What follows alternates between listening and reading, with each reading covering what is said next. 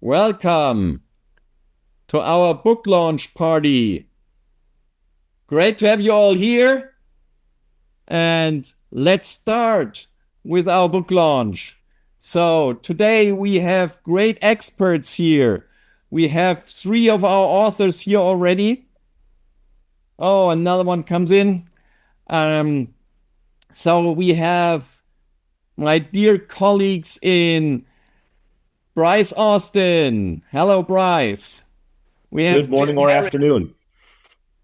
Hi, Jim. And we have Roland Pucher from Austria, cybersecurity expert. Hi, nice to meet you. And a lot of guests I know already saying hi to all of you. Party with balloons is always a right party. So hello from everyone around the world.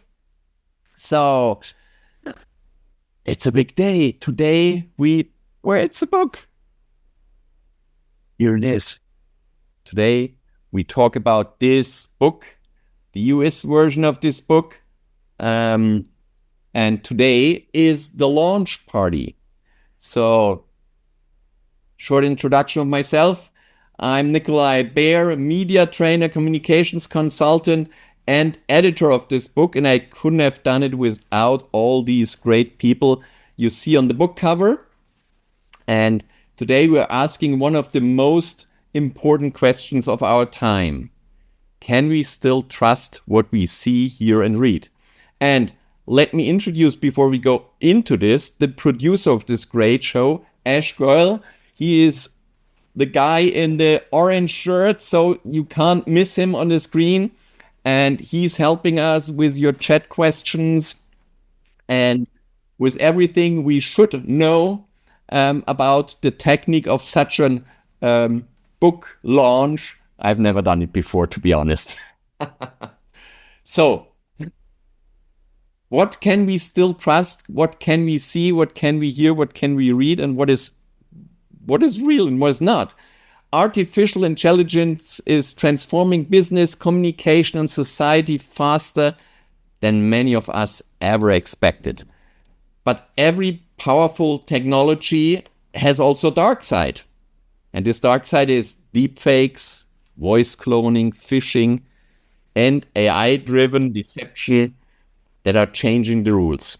And that's exactly why we wrote this book.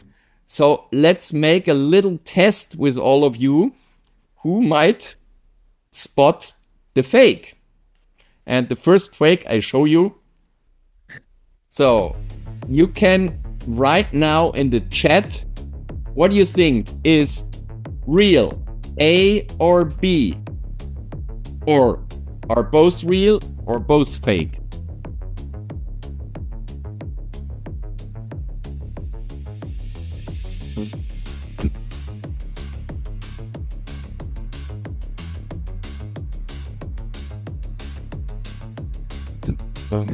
Okay, both B fake, A fake, B fake.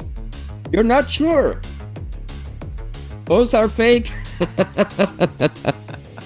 Okay, let's reveal it.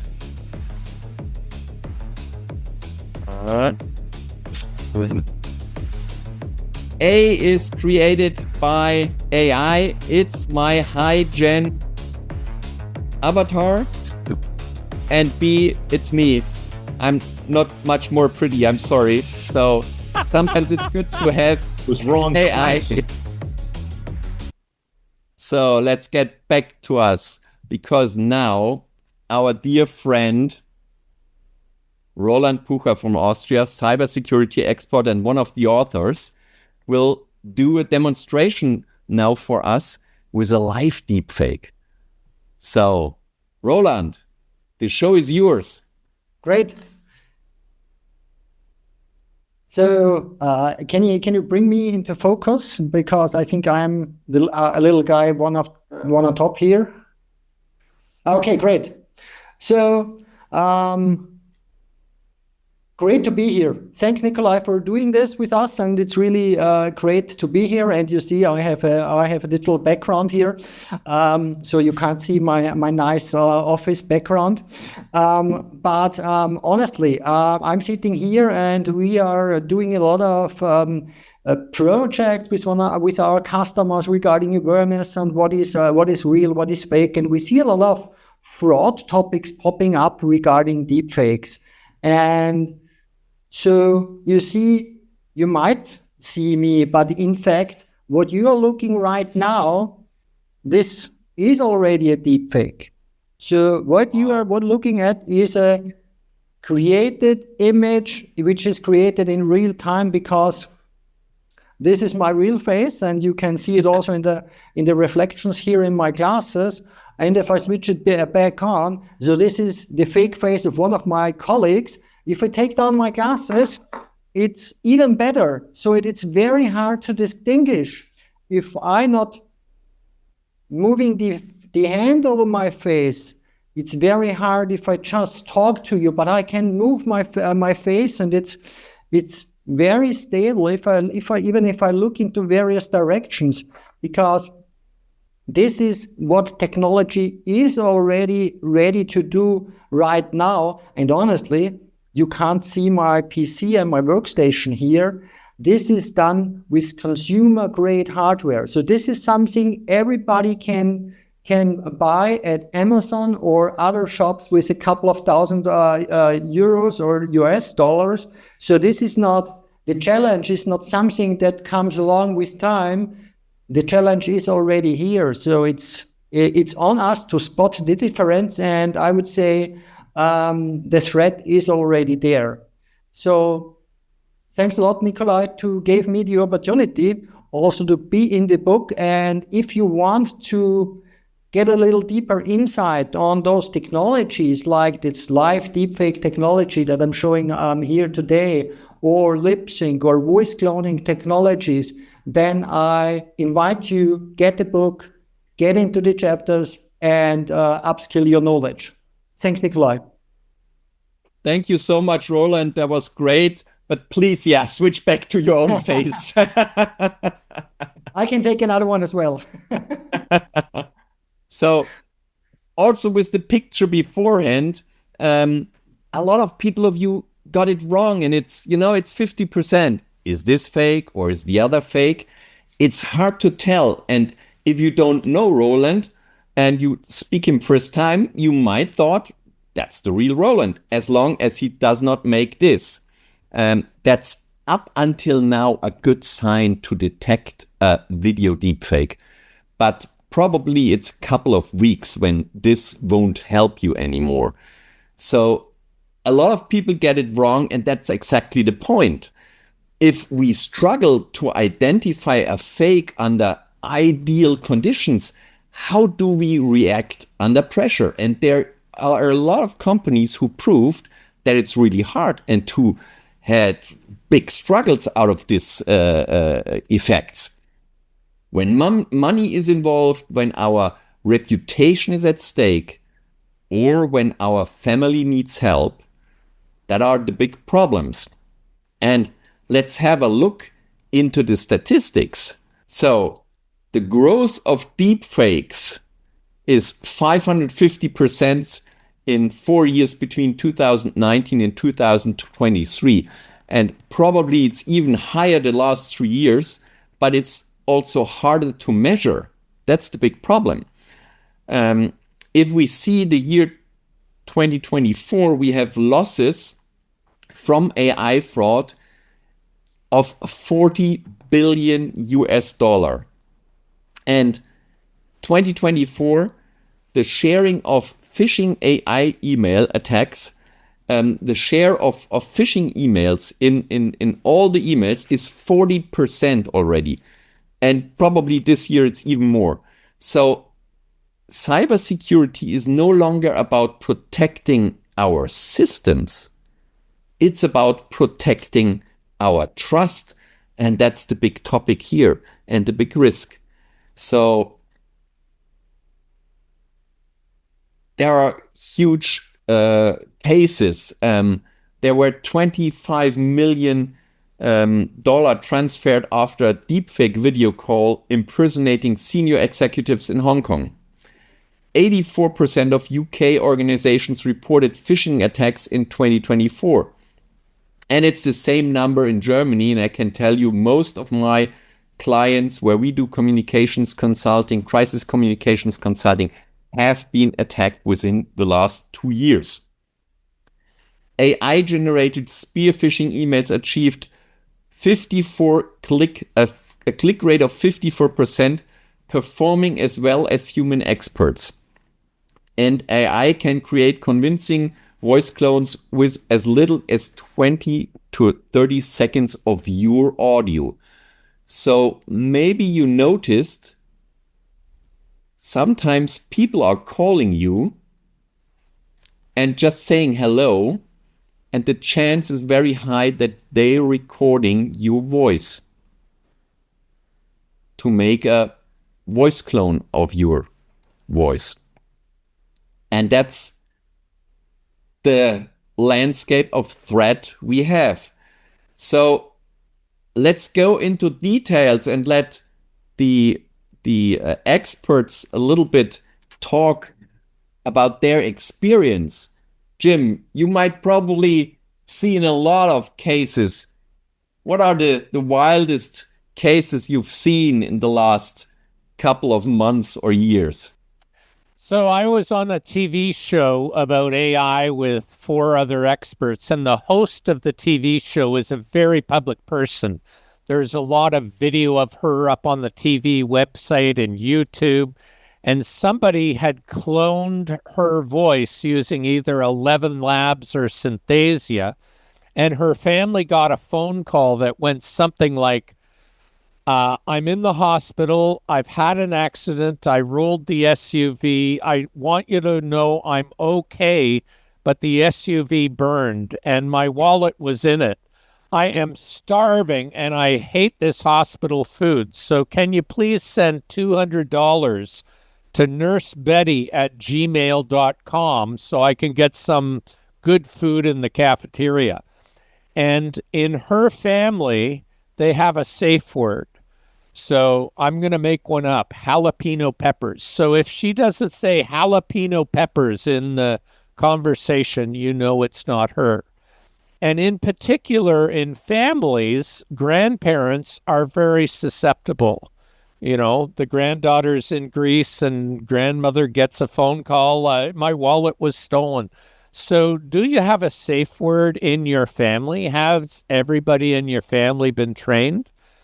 And you mentioned, Nikolai, about there was an accounts payable clerk in Hong Kong who got a video call, a Zoom call from the CFO in the UK.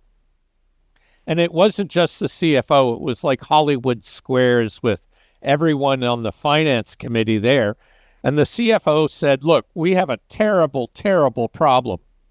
Our most important supplier has not been paid in 90 days. And if it literally goes one more day, they're going to stop doing business with us and we're dead. So I want you to transfer 200 million Hong Kong dollars to these 15 locations. We don't even have time to send it to the head office in the UK and then have them redistribute it. That will take too long. So transfer to these 15 locations. So the accounts payable clerk did. The only problem, Roland, and Ash and Bryce and everyone else on the call, Dr. Nikolai, was it was a deep fake, both of the CFO and of all the other members of the finance committee. So just like Roland showed us the deep fake of him, that was excellent, by the way. This is what can happen. Now, the good news in this story is 200 million Hong Kong dollars is only 26 million US dollars. So not such a bad problem. But what can we do when we can no longer trust our eyes, trust our ears? Now, the accounts payable clerk could have completely defeated this with a very simple step. Phone the CFO in the UK and say, hey, did you just ask me to transfer $200 million? And the CEO, what are you talking about? So we need to verify. And one of the things about deep fakes and phishing and spear phishing is they create a sense of urgency. Your account at the bank has just been hacked. Go here right away and enter your login details to verify the transactions, right? So many of these phishing and malware attacks take the form and create a false sense of urgency. So don't fall prey to the urgency. Phone to verify. That's a very good hint, Jim, and that's the best idea. And in Germany, we have a saying, switch on your Hausverstand, means switch on your home brain. So in America, probably you would say, think about your gut feeling. And could this be possible? Whenever someone pushes you, be critical. So the new threat landscape, and I like to show it here as well, is for a lot of companies a really new challenge, because we have deepfakes, we have voice clones, we have AI phishing, we have CEO fraud, and we have a lot of misinformation or disinformation. In Germany, we say desinformation, so I got confused all the time. So when we hear the term cyber attack, most people still think about hackers breaking into systems, the one with the hoodies, in the dark room sitting. But actually, I think these guys are sitting with their sunglasses somewhere at the beach with their laptops and doing their job like Behr. They're not hidden somewhere in some dark basements. And the next generation of attacks, they target for something much more valuable than just some data. They going for your trust. And deepfakes manipulate what we see. The voice cloning manipulates what we hear. The phishing manipulates what we should believe. And CEO fraud manipulates what we do. The technology changes. And I showed this in my chapter.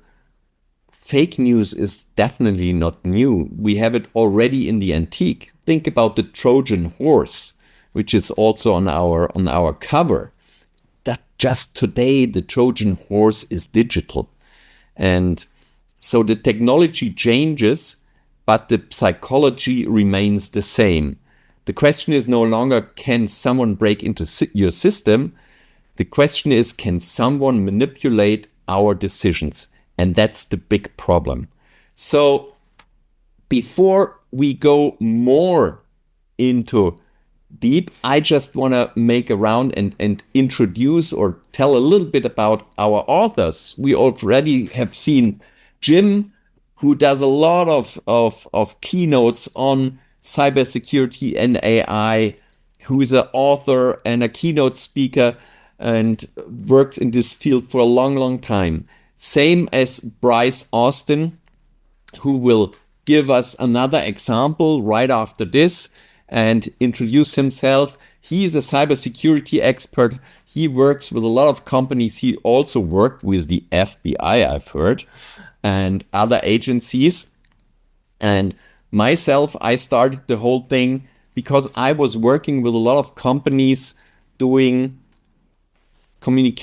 crisis communication seminars for them and organizing how they react in the times of crisis.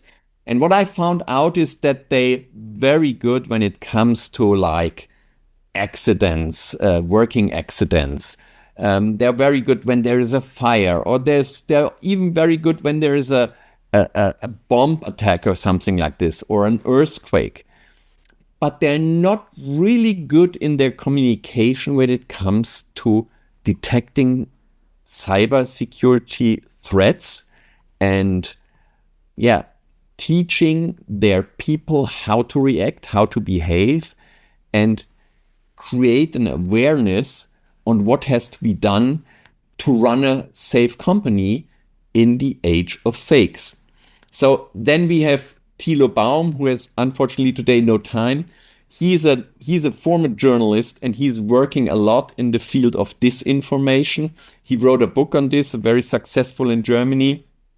And he tries also in schools and university to train people to be critical, to go to the roots, to go to the sources and look if the information given can be true or can't be true. Nils Bäumer is also a cyber expert, not so much in security. He thinks about philosophy, from the philosophy, how will we work together? Will AI replace the human, or will it be its assistant? How should we create the working zone in the future? And he's also a keynote speaker. I know him also like all the other German guys from the German Speakers Association. Then we have Thorsten Jekel, and he is Mr. Multimedia at the German Speakers Association. He does a lot of training for executives, for introducing new software systems, for detecting fraud, and for integrating all the different technologies into work life.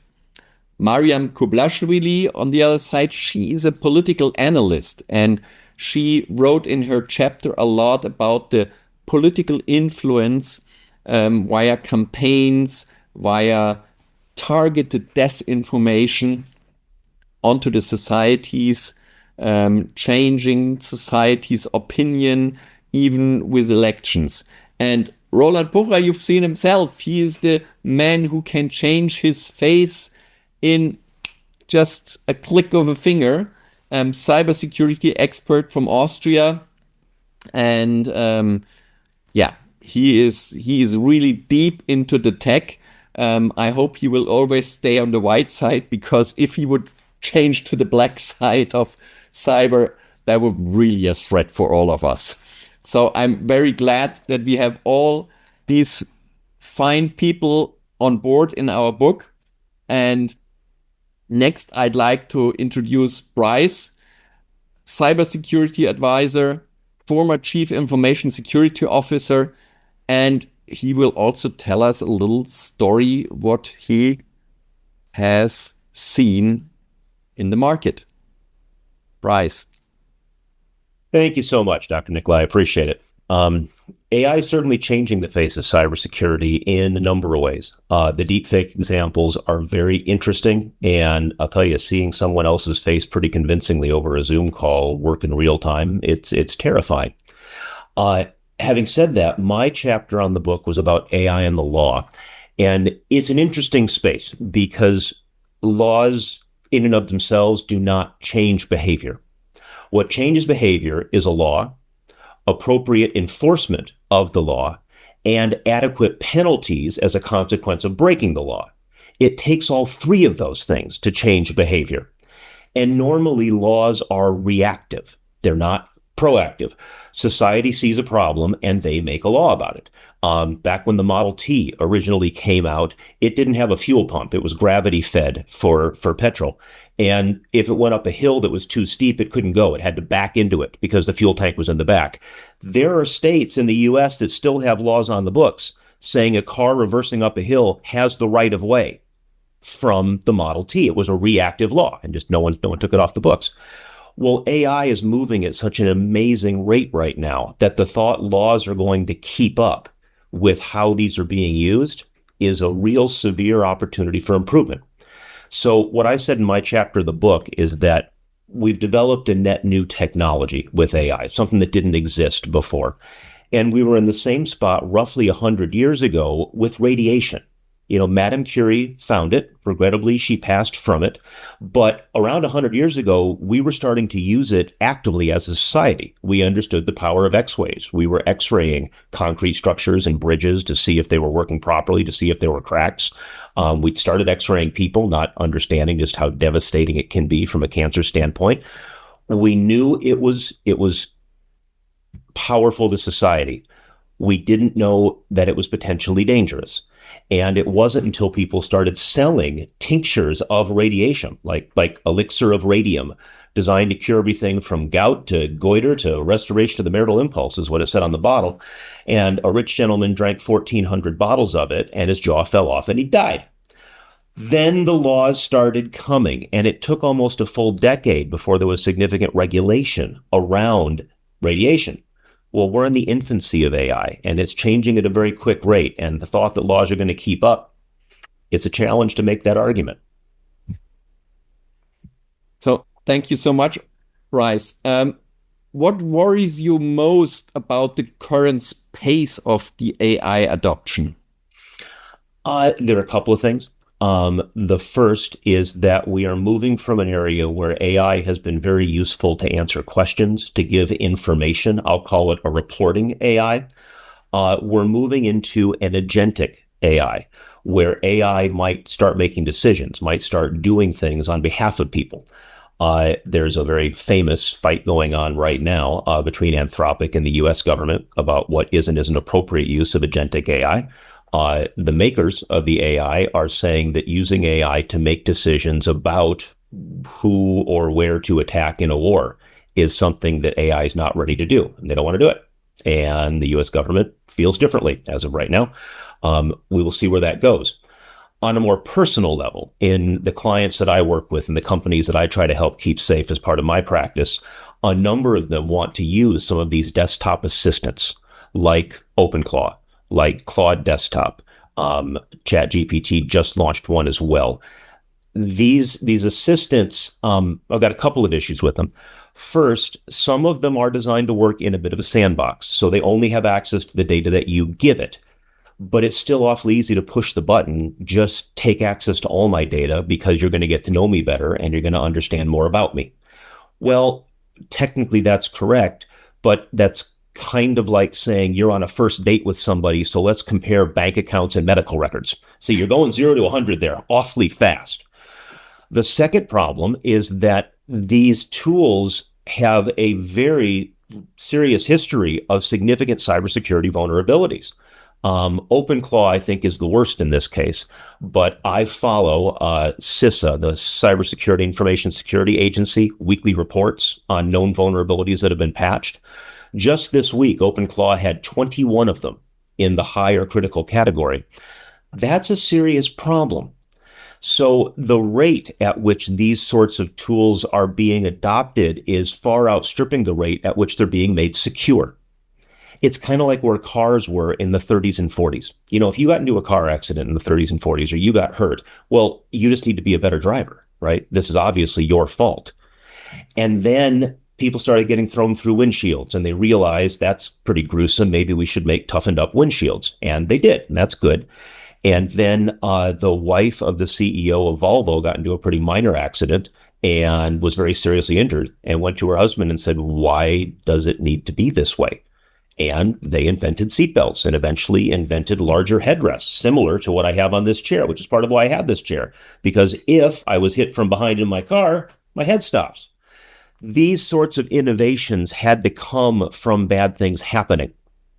I'm concerned we haven't had enough bad things happen yet with AI that have had enough personal impact to enough citizens to where we're going to start pushing for regulations around these AI engines. I hate to say it, but typically it takes something very public and very tragic to change the opinion of a society. The reason that we have a lifeboat for every man, woman, and child on ocean-going vessels is because the Titanic went down. That is what it took. And before that happened, we're going to try. We're going to make an effort, but it had to be something catastrophic. And I don't know what that's going to be in the world of AI, Nikolai, but I'm concerned it's around the corner. So it's always like a cat of mouse game for me. So you talked a lot about the regulations. You talk about the EU Act and all that stuff. We have markets where they have a very fast technology development, like in North America or in China. They're a little bit lower with their standards of regulation, are the Europeans saying. So we are a little higher. We are breaking our companies with that. The future will show if it breaks the momentum of a lot of startups probably, or if it's good due to security reasons. But what is the real problems for regulation to keep up? Why are they struggling so much? Well, I agree with you that the EU has been a forerunner in data privacy in general and in trying to hold companies to account if they don't have a reasonable cybersecurity posture to keep data private. AI has kind of broken that entire model, Dr. Nikolai.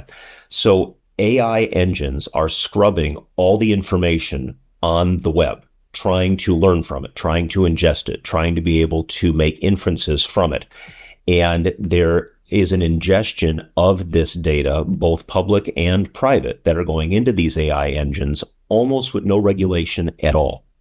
I think that's a very serious issue, and one, at least in the U.S., where we set up laws at a federal level where the states are not allowed to regulate local AI and how it's used in their state.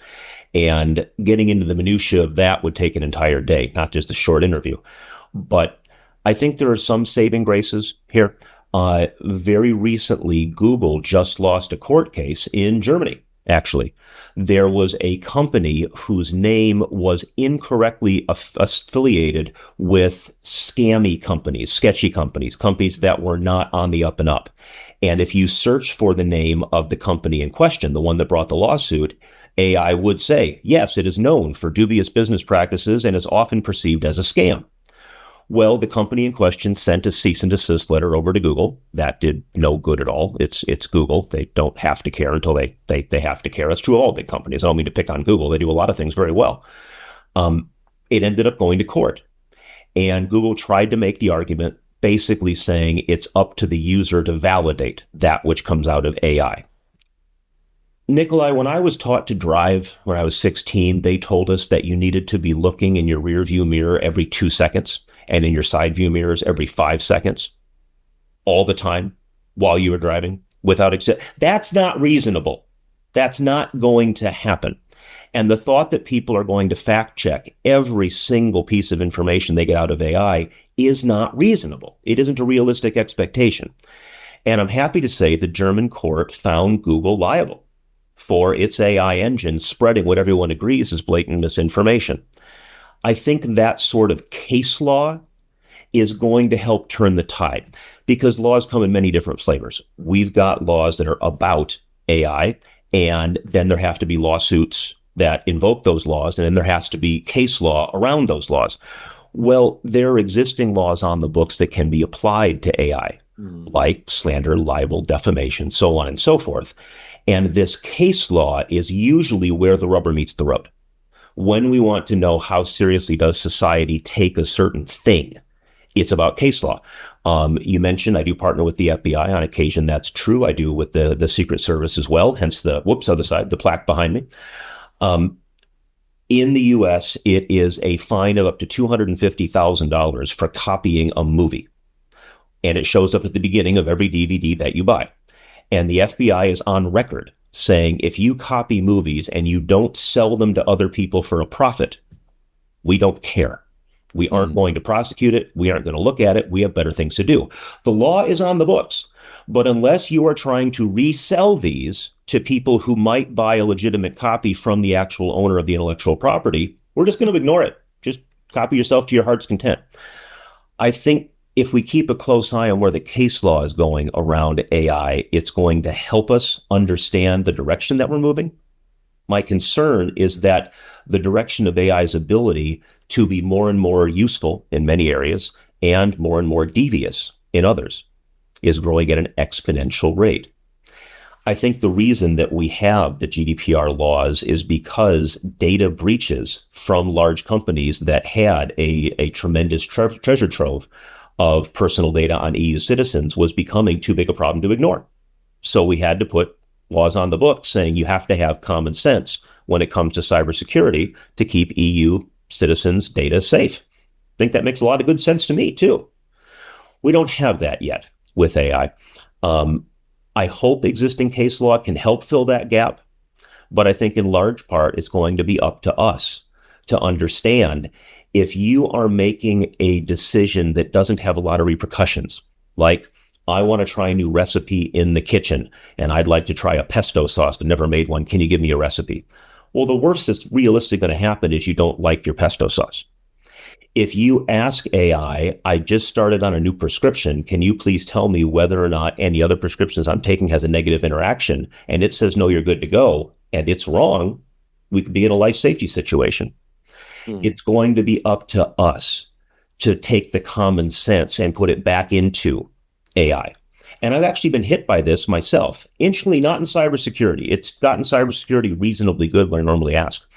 I was working on my wife's car and I needed to take an axle off. And I asked, what is the torque, the twisting spec that I needed to do on the large nut that holds it on? And it gave me a number extremely high, 270 foot-pounds.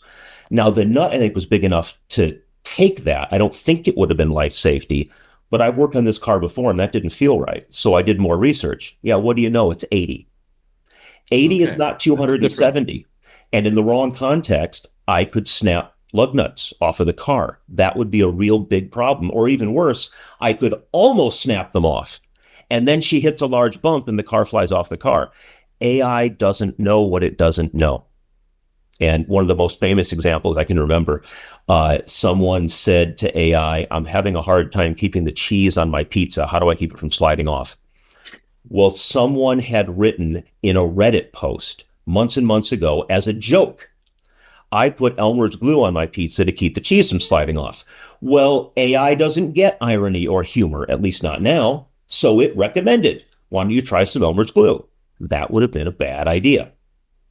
We have to put the common sense back in this and keep our cynical hat on whenever AI tells us anything, especially if either it doesn't smell quite right to us as the user, or if it isn't something that we have enough background on ourselves to know what we don't know. And that's where more research is really required. And it's especially for our children, I think, because we are grown up in the pre-AI era and we have probably with some things a better gut feeling than the children who grow up only with digital devices. So thank you very much, Bryce. I would like to go back to Jim for a moment.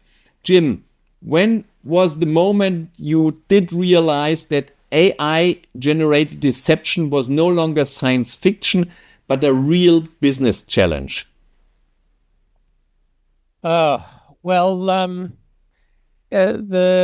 The number of people who get scammed, fraud globally is a multi-billion-dollar problem. And so we have to pay attention to it. The cost to society, to business, to people is huge. So this is something we really need to focus on.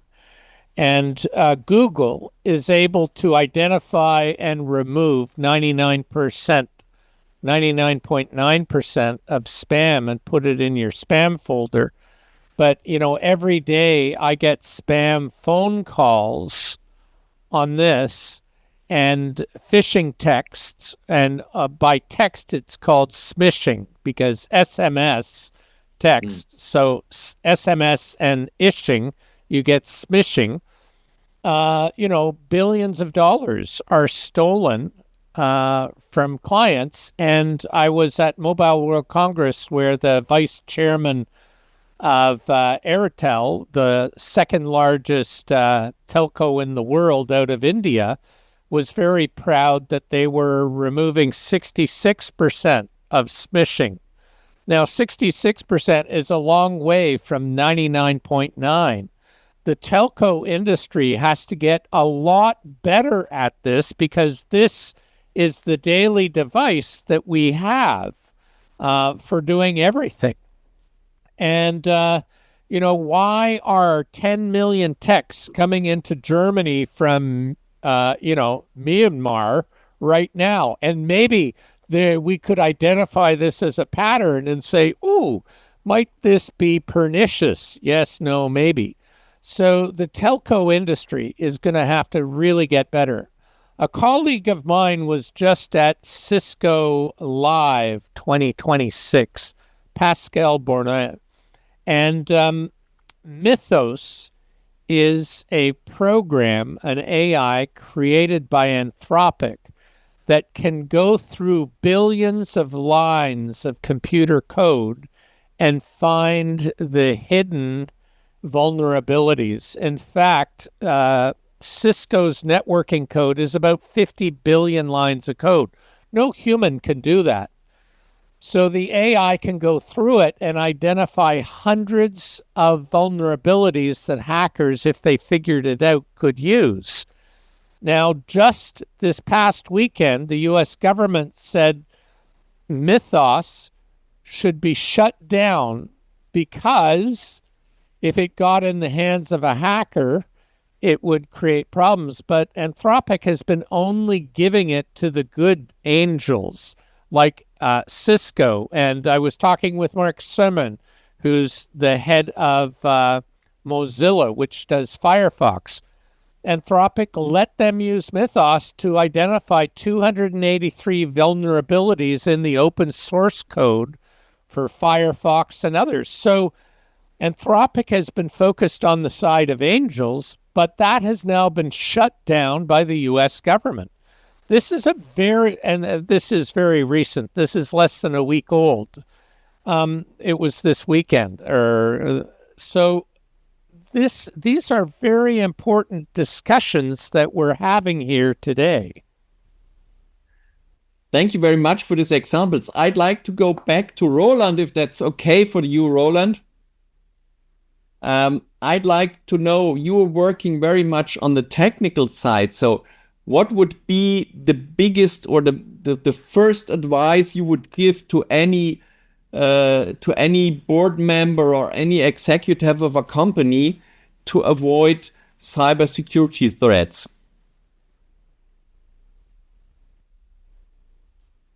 You're on mute. Thank you. Okay. Nikolai, that's a very, very tough question because cybersecurity threats is a very broad spectrum. So, and maybe let me summarize a little bit, because we have seen the deepfakes, and of course this is some sort of awareness training will help here, and we are doing a lot of those awareness sessions with board members, showing them deepfakes in real life. So taking our equipment to the board members, making trainings with them so they can feel on their own face or on their own voice, and they get the real life interaction. They see, okay, this is a real threat to us and our company. But we also show them right now, as we have heard before, how Claude, Opus, Mythos can support with agentic AI those cyber criminals in terms of doing all the bad stuff like breaking into IT systems. So at the moment, I did a showcase where we showed them how a cyber criminal just make a simple prompt, how to break into my system, please. And it takes 1 hour, 2 hours. The AI does all the hacking stuff. You can drink a coffee in the meantime, and the cyber criminals, they can do the same. So they start their chat window and their agentic threat actor in the evening. They go to bed, and in the morning, maybe there are several vulnerabilities discovered in multiple companies. They can use to implement ransomware there or other threats. So it's multi-layered. But in the end, those security measures aren't very different from that we have already before.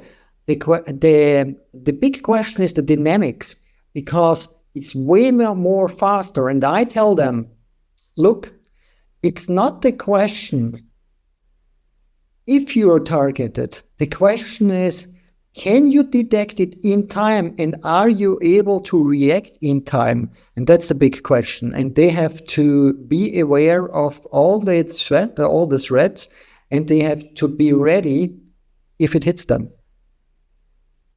Oh, thank you so much. So that's even a thought I've never came up with, that the established AI companies could also help the dark side of the net. Yeah, but they can if you just prompt in a proper way. So to make it harder for them, we should do a exercise now all together, and we should right now and right here do something for our cybersecurity. So what I like you to do is establish a family password. Do write down now a family password, all of you here online. Write it down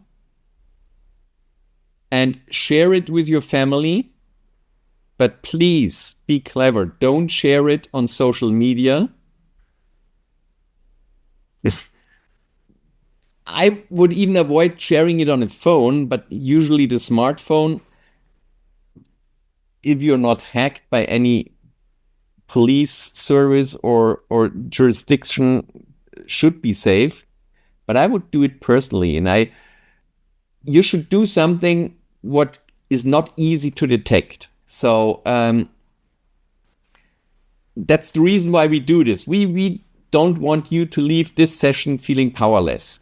We want you to leave it later. We still have 15 minutes to be a bit more prepared than beforehand. So, and the easiest protection against voice cloning is surprisingly simple, as we heard already, a family password.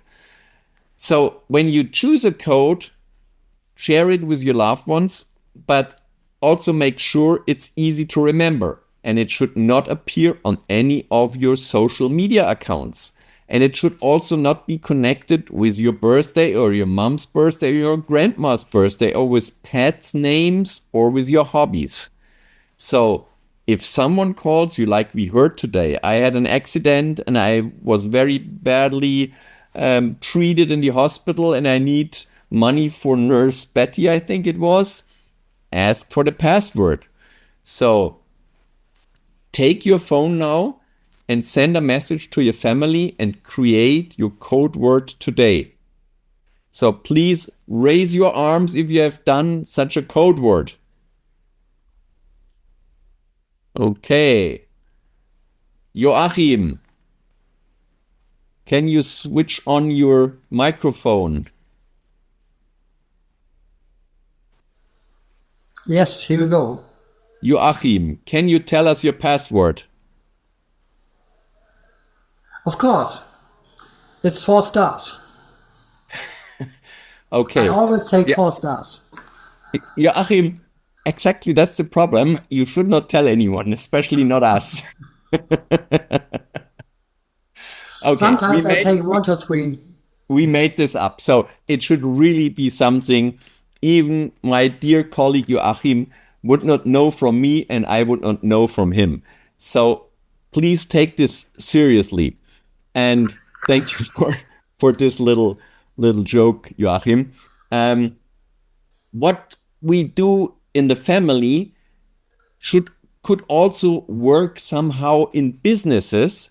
So you can do also something like a password with your team, something, a common memory of the team. But better is to double check. So there is an established mechanism for security, and that's the 2-factor authentication. And you should do this also in business life. And I just want to show you why this is so important. I have a chart here for you. So every request which comes to you via phone, via email, via call, via Zoom call, could be faked, stolen, or manipulated. we know this from emails. There are also very good postal letters right now made, which looks very good. So we don't get that much more paper in the office right now. So when we get something, it might be real, especially if it's from a bank and it's very good made, and they're not having any more the spelling mistakes they had like 5 years ago. So if someone asks something from you, never act alone on this channel. So take your phone, call the company who is sending this letter or this email, and don't use the phone number which is on this letter or in this email. Look the phone number up or look in your address book and verify it via a second channel. Also do the two-factor verification with all your social media accounts, with all software you use online. Most of them you can choose to send a text message for identification, or like an authentication app. There is this Google Authenticator or other software. And if you have these two factors, you can be more safe that the threat is smaller. I'm sure Roland knows some cases where even this could be hacked, but it's pretty sure for the moment. I don't want to do any predictions for the future, but at the moment it should be much better safe. But now the question is, do we have to press the panic button when it comes to AI? And I would say no, we don't have to press the panic button, because AI is also doing some wonderful things. And I want to tell the people, use AI, try out. We have so many positive examples we can use AI for, in education, in healthcare, in accessibility, or just getting rid of boring office work. So everyone should use AI like they started using the internet some 20 years ago or 25 years ago. But you have to know about the threats. And knowing about the threats and knowing how you can prevent being harmed is a big help. So now I'd like to give you from the audience the chance to ask our expert something. If you have any questions, or probably Ash has also collected one or the other question, just raise your hand and ask your questions.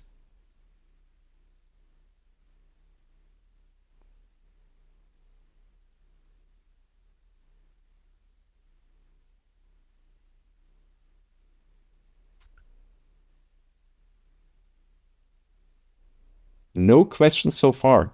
So I think we told already a lot of things. So then we should talk a little bit about the book, because today what is very special is that our book, which usually, oops, that's the wrong one, sorry. Too small here. So Dr. Nikolai, I got two questions. It is okay. Can I ask Yeah. all of you? Okay. So one is, I think one of the major concerns, and I do have that question as well. So how do I talk to my parents or grandparents about this without scaring them? Because they're always scared about the scams and not picking up the calls from unknown numbers. So how do you really communicate it to them without making them feel scared? Jim, do you like to answer this? Well, whole families need to work together and explain. So what we started with in this webinar with Nikolai's 2 images and with Roland's face is a great thing to show to people. So show people the first 3 minutes of this webinar so they can see with their own eyes how things can be, how their eyes and their ears can be deceiving. And then have a family discussion about it and create a family safe word. So, grandparents love their grandchildren. And if the granddaughter calls from Greece needing $2,000 because her wallet was stolen, Granny will remember the discussion the family had. Thank you so much, Jim. Yeah, I think you have to show examples and show ways how you can establish this second factor authentication, calling someone else, calling the number, asking the neighbors, asking other family members, could this be possible? Yeah. Perfect. I have 3 more questions, but I'll ask just one more question in the interest of time. Because the question is, where is this going in 5 years? And what should I learn now to keep up and make sure that I'm on top of it all the time? Oh, wow. I think that's a part of a technical question. So, Roland, maybe you might answer this. Yeah. Tough question. Honestly, if you asked me that question 2 years ago, I would have answered wrong, because I wouldn't have expected that we are already here where we are. So my guess is it will come to also to the smartphones. Smartphones will get more power. So deepfakes, like voice cloning, and so on, all that will come to our smartphones as well. Everybody can do it then. So it will be there will be more fraud opportunities. Everybody could use it. And what you take from today, it's here. It's here. It has come to stay, and we have to live with deepfakes, disinformation, and all the threats that come with them, like we learned to live with phishing as well. So it's just another thing to adopt, and we have to adopt fast. Thank you so much. Okay, any more questions? We are already on the top of the hour, Nikolai, so back to you. Okay, so let me show the picture one last time. So because the special offer today it's today and the rest of the week, only 99 cent US cent. Why do we do this? We want to spread the news on a huge scale. So we want to show the people that they can prevent harm, that they should know how to use AI, that they got an instinct or a gut feeling, what could be wrong, what could be right. And a good question in this is always to ask the people, who can profit if I believe it, if I take action, or if I share some information? Who would profit? And a lot of times that brings you on the path, who is the real sender behind. So you have the QR code here to order the book. It's only this week for 99 cents. And we would really much appreciate if you leave an Amazon review. Maybe you wait 2 or 3 days, otherwise they think it's fraud. And if you like what you've seen in the book, all the authors are happy to do keynotes, workshops, or media interviews, or crisis communication training with your companies. Hello?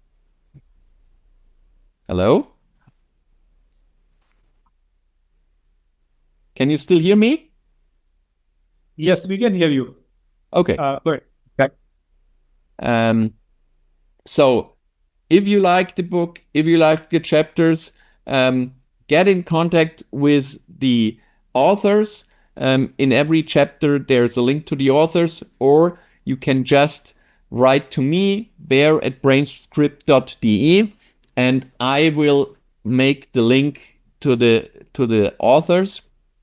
And yeah, I hope you liked what you've seen today. We have now exactly 1 hour. That was our great launch party. I'm very happy that you have all been here. Thank you so much, Roland. Thank you so much, Bryce. Thank you so much, Jim, and all the participants. Have a great day. And the algorithm does not know what you know. So that's the big advantage. So you have a gut feeling and the algorithm has no gut feeling. Use this and be wise. Learn how to use AI. And if you use it wisely, it can help you so much. And be safe, stay safe, and establish your family password today. Have a great day. Bye-bye. It was great to have you here.